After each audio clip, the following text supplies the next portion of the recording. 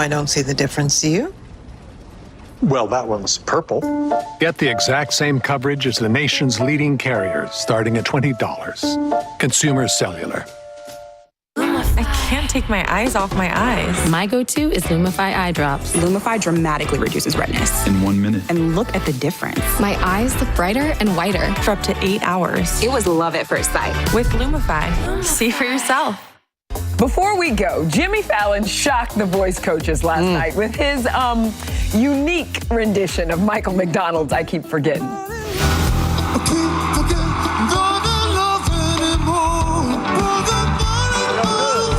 Happening now. Neighbors say this home on Deplis Street was a problem long before two of the dogs that lived there killed an elderly man. But what can be done, if anything, for nuisance neighbors? Harlandale ISD is considering closing multiple elementary schools. We'll tell you how your voice can be heard.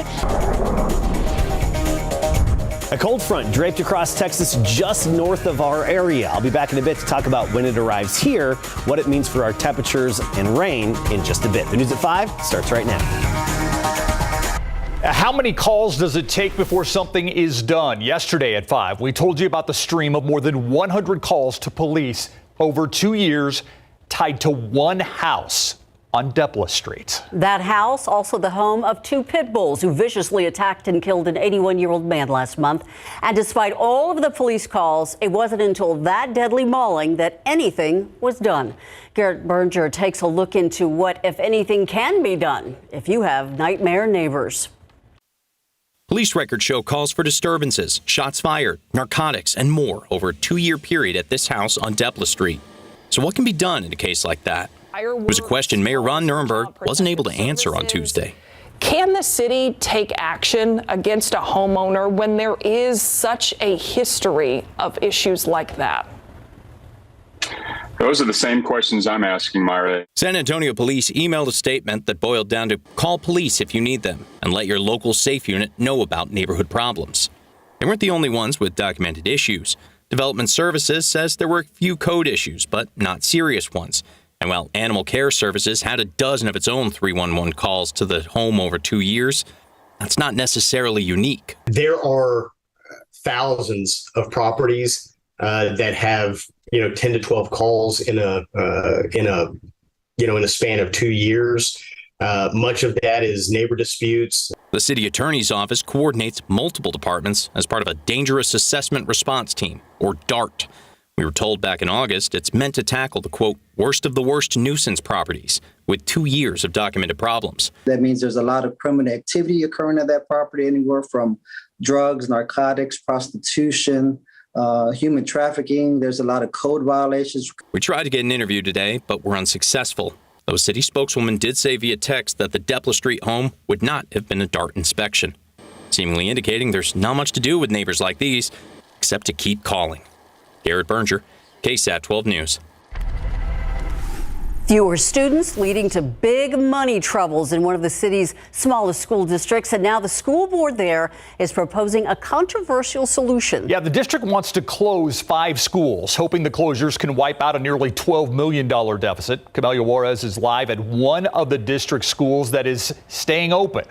Camelia, I'm guessing there are parents not happy about this. When will they get a chance to talk? Steve, well, they'll get that opportunity tonight here at the STEM Early College High School. The district warns if action is not taken now, then there could be layoffs for teachers and staff. The schools on the chopping block are Morrill, Columbia Heights, Rayburn, Jewel Wetzel, but the district could also close either Carroll Bell or Vestal. But again, this is just a proposal for now. The district claims student enrollment has declined over the past decade and will continue to decline, meaning less revenue coming from the state to each school. A spokesperson for Harlandale ISD says no matter what direction the district takes from here, it will not be easy or comfortable. It is. Our deficit is just going to keep growing, and we are talking about layoffs, because if that doesn't happen, as you know, the state can take over and then Harlandale ISD could just end. There will be an opportunity for parents to speak with board members tonight at 6 o'clock at the STEM Early College High School at 4040 Apollo Drive. The meeting will also be live streamed on YouTube as well for those who can't make it. And then after spring break, there will be another opportunity for community members to make their voices heard to district leaders. But I can tell you that the people I already spoke with, they're really sad about this turn of events. And coming up at 6, district leaders tell us that they could be considering closing one of the high schools. We'll tell you more about that coming up. Camelia Juarez, KSAT 12 News. Thank you, Camelia. A former Bexar County deputy sheriff facing multiple kidnapping charges. He died while waiting for his trial. An online obituary shows 52-year-old Floyd Berry died at the end of January. Court records state the district attorney's office received word about his death yesterday and dismissed the charges. Berry accused of forcing multiple women to expose themselves during traffic stops or arrests in 2019. He was fired the following year. Berry's trial was scheduled for March 27th. We now know the name of the man killed in his car over the weekend on the city's west side. According to Bexar County's medical examiner, 28-year-old Frank Rodriguez was killed in this shooting. SAPD says last Sunday night he was found dead in his white sedan on Sherrill Drive with a gunshot wound. Officers say it appears the shooting happened between two vehicles, but we don't know why. Police say the shooter took off after the shooting. No one has been able to give us a description. A 17-year-old wounded after a shooting on Tuesday. Police were called to the 2000 block of Burnett Street around North Walters in East Houston at 10:40 last night for shots fired in the area. Authorities say 3 teens were driving when another car pulled up and started opening fire on them. One was shot in the legs, the 17-year-old critically injured. SAPD confirms there are still no suspects and are investigating the connection between the shooter and the victims. A person in the hospital suffering from smoke inhalation after a fire at an apartment. It happened this morning at 820 on Magic Drive. That's near Callahan and Fredericksburg. A mattress caught fire in one of these units. Firefighters were able to put it out, but it did cause a lot of smoke inside. We're learning more about the violent and deadly kidnapping in Mexico. The wife of one of the survivors says her husband was shot multiple times in the legs.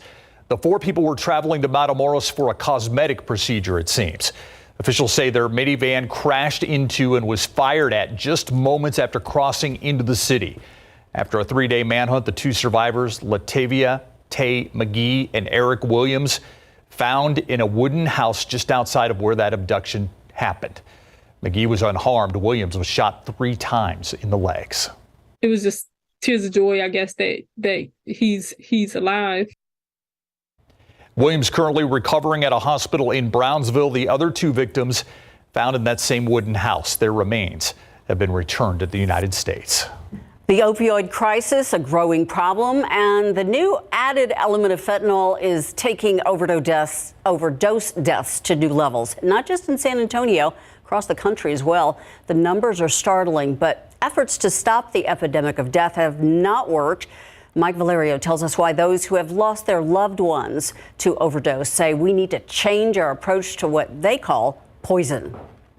It's a synthetic opioid intended to help patients manage severe pain, but fentanyl is now driving the drug overdose crisis across the country. Fentanyl overdoses cause the equivalent of a new September 11th every 2 weeks. Provisional data from the CDC revealing more than 2/3 of all overdose deaths are linked to synthetic opioids like fentanyl, leaving almost no community untouched. It hurts every day.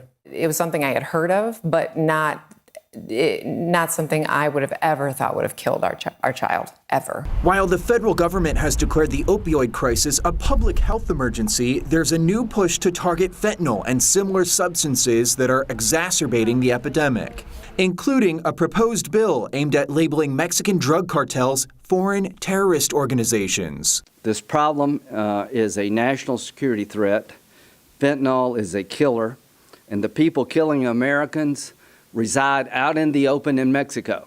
But some who have lost loved ones are taking matters into their own hands. When my son died, I had never heard of fentanyl before. Jaime Puerta lost his son Daniel to fentanyl poisoning in April 2020. He claims Daniel bought a fake pill from a dealer on Snapchat.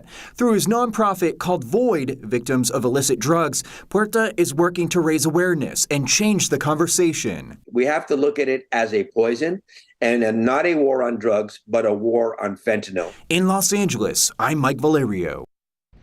Now, if you'd like to learn more about what's being done about this fentanyl crisis here at home and across the state, scan this QR code and check out our Fighting Fentanyl series on KSAT.com.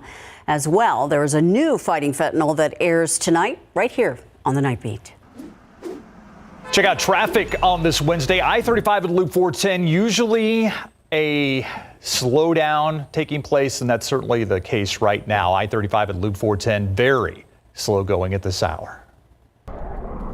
Feeling spring-like out there today. Some noticeable humidity back in the air. We had those low clouds all morning, and that's going to be a common trend for several more days. Our high temperature made it up to 85 at the airport in town, and the average, by the way, is 72. I do think we will be getting closer to that in the extended forecast. But right now, 83 Eagle Pass, 89 in Floresville. Meanwhile, 80 degrees in Lakey, not quite as warm as you get into parts of the hill country and farther northwest of San Antonio. New Braunfels, meanwhile, at 85 degrees. As we go through the evening, you'll notice the humidity. It's going to get a little stickier out there. And temperatures mild in the 70s and then just falling down into the 60s by tomorrow morning. Two cold fronts to talk about, each having different impacts. We'll talk about them in a bit. Thank you, Adam. Now to some news that will affect your wallet. The Federal Reserve looking at raising interest rates even higher than expected. A new rate hike could increase credit card bills, home purchases, car loans. ABC's Tim Pulliam explains when the Federal Reserve could move forward on this and why. Despite fears of recession and inflation near record highs, America's economy seems to be going strong. With unemployment hovering 3.4%, the job market is growing. The bottom line, people are working and spending despite rising prices. This means when the Federal Reserve meets in 2 weeks, they'll potentially hike rates 0.25% or even 0.5%. The Fed's looming decision is an effort to slow down the economy, decrease the amount of money circulating, which would bring down demand on the cost of goods and services. So, if you're carrying a credit card balance, it will likely get more expensive. If you want to take out a new car loan or mortgage, those are likely to get more expensive too. Home buyers, take a look at this. For about $1,650 a month, you could have taken out a $400,000 mortgage a little over a year ago when rates were 3%. But today, $1,650 a month will only cover a $240,000 mortgage with rates now 7%. On Capitol Hill, Senator Elizabeth Warren raising concerns to Fed Chair Jerome Powell that the rate hike could create massive job losses. And we're not targeting any of that, but I would say even 4.5% unemployment is well better than most of the time for the last 75 years. Today, the White House also weighing in. Our economists believe that what the president has put forth as a plan to make sure that we're building an economy from the bottom up, middle out, is indeed working, and we see that in the data. The president's budget will be released tomorrow. The White House says it's projected to cut the deficit by nearly $3 trillion over the next 10 years. Tim Pulliam, ABC News, Los Angeles. Still ahead on the news at 5, caught on camera. See the frightening moment a car crashes into a Houston cafe, hitting 2 people inside. Plus, the San Antonio Book Festival almost here. Why organizers say the festival is important in helping our city. I'm Myra Arthur here in the newsroom, and here's what's coming up today on the news at 6 o'clock. Convicted felon and former constable Michelle Barrientos Vela back in court today, now asking a judge for a new trial, and she's blaming the jury, why she says they prevented the proceedings from being fair.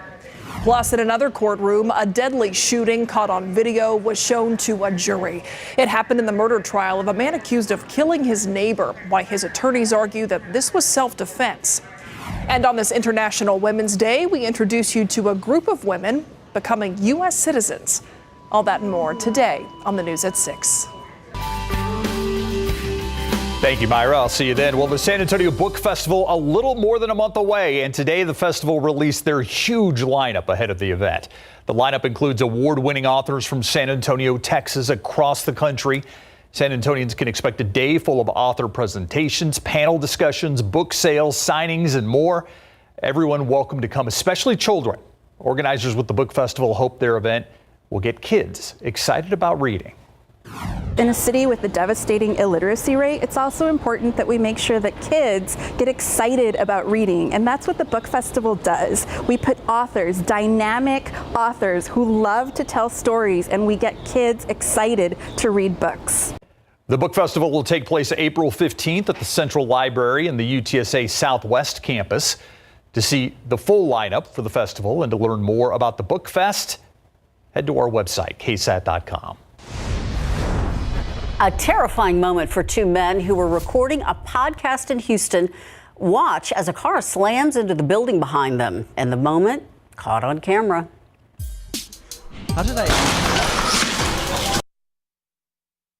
This video has since gone viral. The two men in the video are Alexi Reyes and Nathan Reeves.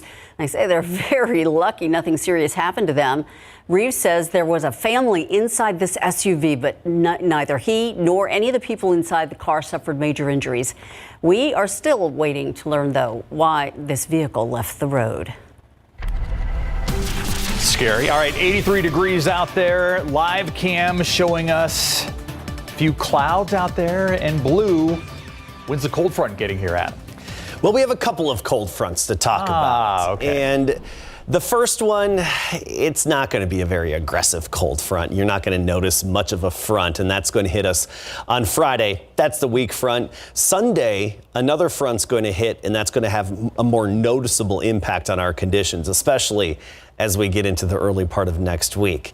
And here's one example of how it's going to affect us. Our morning temperatures, there's just going to be a little drop with this first front, but a more noticeable drop off next week in terms of those morning readings. I mean, we'll be in the 60s for morning temperatures pretty much tomorrow through Sunday, but then Monday we drop back down into the 50s, and notice Tuesday morning down to 46 degrees. So a return to some of that crisp and cool air with that second cold front. That crisp, cool air, it's just to the north of us right now. Look at this. Abilene at 47, 46 in Midland, 55 in Dallas. The cold front, or really a stalled frontal boundary, is draped just to the north of us. And it did briefly move through Fredericksburg and Gillespie County this afternoon. And that cold front, or that stationary front, will waffle around a little bit to the north of us and then eventually plunge southward as we get into Friday. But it's not going to be very hard hitting. It's not going to be one of those fronts that slaps you in the face when it arrives. No, not that kind of a cold front. Fredericksburg 69, but Kerrville 78. Fredericksburg, again, just on the opposite side of that boundary. Junction at 65, and Ozona 55 right now, but you go to Del Rio, it's nearly 80 degrees. Carrizo Springs 91, and Cotulla at 94 now. And locally, we're mostly in the low to mid 80s for our current readings. Tomorrow morning, temperatures in the 60s, low 60s in the hill country. Bandera, Bernie at 62, even Boulevardia as well. Meanwhile, 66 here in San Antonio. And then tomorrow afternoon, we still make it into the 80s. So a day ahead of that cold front, we're in the mid 80s, even lower 90s as you get closer to the Rio Grande, Crystal City, Carrizo Springs area. But locally, Port SA at 86, Seguin 84. And meanwhile, we think officially at the airport will be about 85. Notice on Friday, that little temperature dropped down to 74, but then we climb back well into the 80s for Saturday and Sunday before a more noticeable drop behind that second front. Notice those high temperatures Monday and Tuesday, back down closer to 70. Okay, so those are temperatures. What about rain? We've been crossing our fingers. Well, on the cold side of this boundary right now, where they have the classic overrunning situation, which we get around here when we get the cold front sometimes. You get the low clouds and then some precipitation when you get the warmer air riding up and over that cold pool and that moisture coming in from the Pacific as well. That's causing some areas of showers and thunderstorms off in North Texas. And that's where most of the action is going to remain, unfortunately. Again, this boundary waffling around a little bit, finally gets picked up by a cold front, pushes southward, and there's the off chance of a few storms tomorrow night on into Friday morning, a little closer to home, but we only give it about a 20% chance. We think that's the best we can do with this cold front, and 20% may even be a little too generous, to be honest with you. That's for Thursday night, Friday morning. The next cold front, looking dry. I couldn't even put a chance of rain on there with the next one, not at the moment. Dew points, they've been in the 60s throughout the day today, so noticeable humidity. There will be a big dew point drop with the second cold front as we get into Sunday and especially Monday and Tuesday. You'll notice that lack of mugginess for a period of time. Tomorrow, we're going to start the day muggy with some fog, drizzle, and low clouds in the mid-60s. By noon, starting to see some sun, and then sunny and 85 by the afternoon, kind of like what we had today. Friendly reminder there on the 7-day forecast. Set your clocks ahead 1 hour. You know, the types of the old school clocks that don't do it for you, right? Yeah, the old school clocks. Yeah, the old school clocks. Yeah, got it. Thanks, Adam. All right, so they get to defend their championship starting tonight. Actually starting on Saturday. It's the home opener and the regular season opener for San Antonio FC, taking on Oakland Roots SC. And how do the Spurs slow down the Joker? Coming up.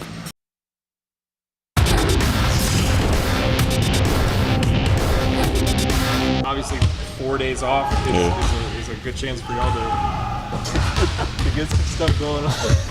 But what's the what has been the main focus? If you could...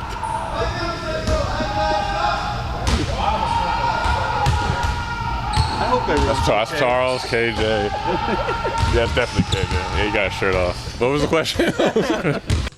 Sounds like Keldon is very excited to have time to practice in big board sports. San Antonio FC will kick off the regular season Saturday night as they begin defense of their USL Championship title. They beat Louisville City 3-1 in November at Toyota Field to win it all. SAFC will open the season with Oakland Roots SC, and they want to ruin San Antonio's big night. So how can they prevent that from happening?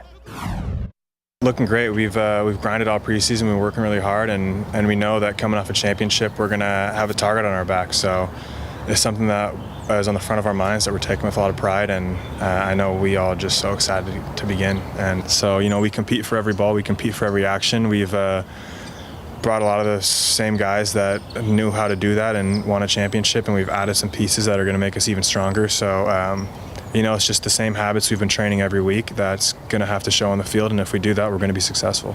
The SAFC will host Oakland Roots SC Saturday night, 7:30 at Toyota Field.